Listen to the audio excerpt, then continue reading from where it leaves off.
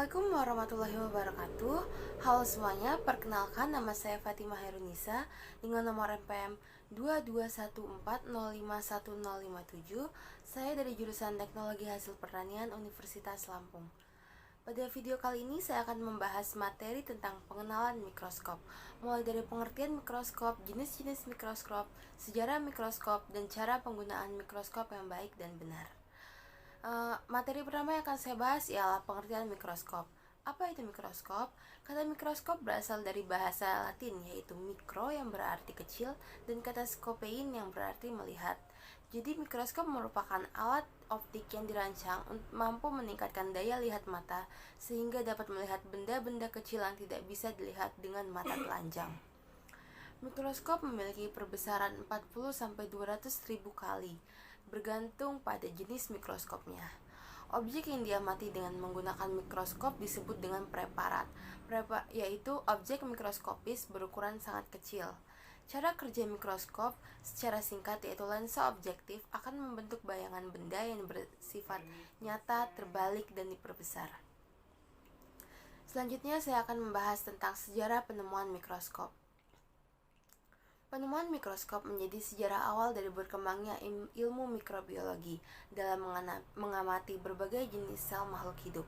Sejarah mencatat bahwa penemu mikroskop pertama kali adalah seorang ilmuwan berkebangsaan Belanda, yaitu Zacharias Janssen, tepatnya pada tahun 1590, dengan menggunakan dua lensa yang berbeda, yaitu cembung dan cekung, dengan tujuan memperbesar tampilan benda berukuran kecil.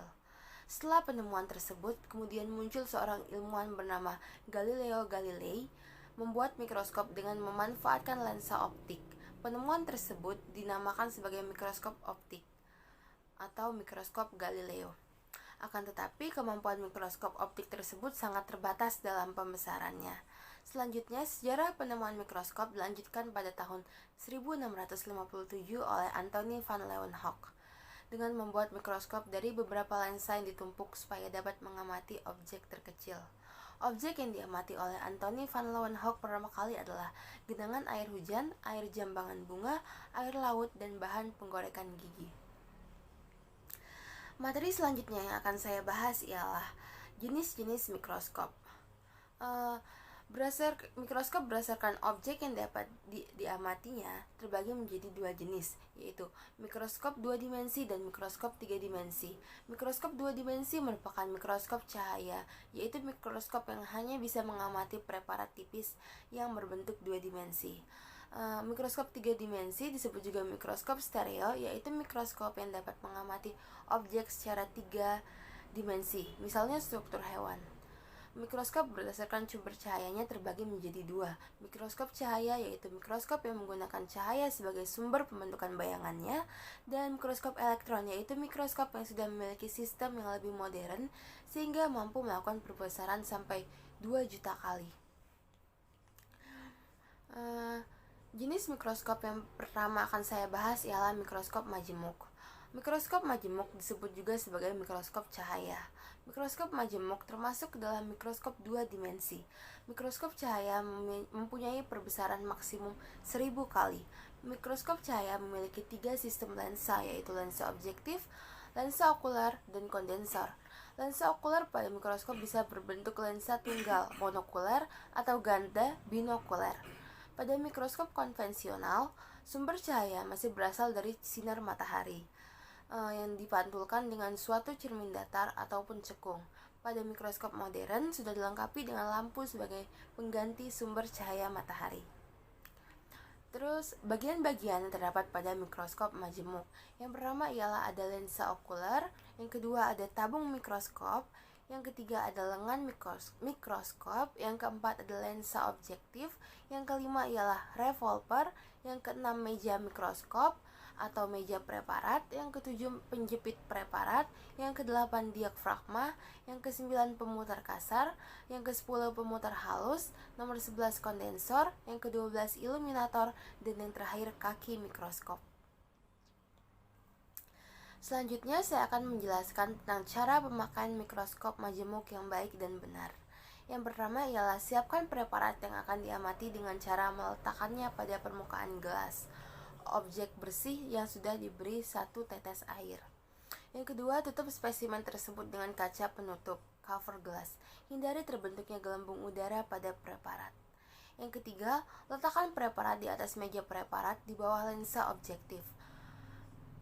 Yang keempat, posisikan lensa dengan perbesaran terendah, tepat di atas gelas objek dan dengan mengamati dari samping, turunkan lensa mendekati permukaan gelas preparat sampai maksimum.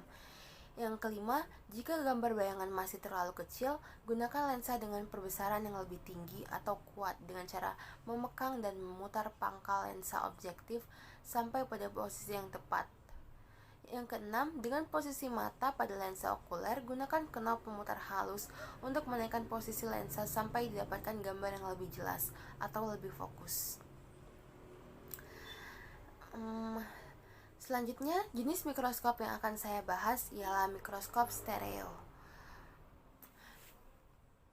Mikroskop stereo merupakan mikroskop yang terdiri dari gabungan dua mikroskop yang memiliki dua lensa objektif dan lensa okuler. Mikroskop stereo hanya dapat digunakan untuk melihat benda yang berukuran relatif besar, contohnya embrio ayam, akar krisan, dan bunga. Cahaya mikroskop stereo menggunakan tercermin episkopik. Iluminasi yaitu cahaya yang dipantulkan dari permukaan benda yang diamati. Sifat-sifat yang dimiliki mikroskop stereo diantaranya ialah mempunyai dua lensa objektif dan okuler, perbesaran tidak terlalu kuat, tetapi yang lebih diutamakan adalah medan panjang yang luas dan jarak kerja yang panjang. Terus, perbesaran lensa objektif 1 kali atau 2 kali, sedangkan lensa okuler 15 kali atau 20 kali, sehingga perbesarannya totalnya sampai 30 kali. Tidak dilengkapi dengan kondensor, alat pengatur halus, dan diafragma. Adapun bagian-bagian terdapat dalam mikroskop stereo diantaranya ialah yang pertama ada lensa okuler, yang kedua ialah pengaturan dioptri, yang ketiga tombol zoom, yang keempat tombol fokus, yang kelima lensa objektif, yang keenam pencahayaan, yang ketujuh penjepit preparat, dan yang terakhir ialah meja preparat. Selanjutnya saya akan menjelaskan tentang cara pemakaian mikroskop stereo yang baik dan benar. Yang pertama ialah tempatkan mikroskop beserta transformatornya, hubungkan dengan sumber listrik.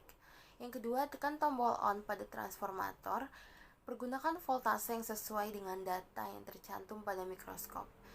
Yang ketiga, letakkan spesimen pada cawan Petri. Yang keempat, nyalakan lampu. Perlu diingat bahwa lampu mempunyai umur tertentu sehingga penggunaannya harus disesuaikan dengan keperluannya. Yang kelima, amati spesimen mula-mula dengan lensa mikroskop perbesaran rendah, dilanjutkan dengan perbesaran yang lebih tinggi. Yang keenam, cari fokus dengan cara mengatur posisi lensa objektif naik atau turun dengan menggunakan knop pengatur fokus kasar. Yang ketujuh, setelah diperoleh bayangan yang fokus, pertajam fokus tersebut dengan menggunakan knop pengatur halus. Yang ke-8, amati dengan seksama dan gambar hasil yang Anda amati di bawah mikroskop. Jenis mikroskop terakhir yang akan saya bahas pada video kali ini ialah mikroskop elektron. Mikroskop elektron memiliki ciri-ciri sebagai berikut. Yang pertama, mampu melakukan perbesaran objek sampai 2 juta kali. Terus menggunakan elektrostatik dan elektromagnetik untuk mengontrol pencahayaan dan tampilan gambar, memiliki kemampuan perbesaran objek, serta resolusi yang jauh lebih modern daripada mikroskop cahaya. Mikroskop elektron ini menggunakan jauh lebih banyak energi dan radiasi elektromagnetik yang lebih pendek dibandingkan dengan mikroskop cahaya. Mikroskop elektron terbagi menjadi dua, yaitu mikroskop transmisi elektron atau TEM dan mikroskop pemindai transmisi elektron atau STEM. Berikut akan saya tampilkan gambar dan bagian-bagian mikroskop elektron. Oke, baiklah, mungkin cukup sekian materi yang dapat saya sampaikan. Mohon maaf bila ada kesalahan dalam pengucapan ataupun dalam materi yang saya berikan. Sekian dari saya akhiri. Wassalamualaikum warahmatullahi wabarakatuh.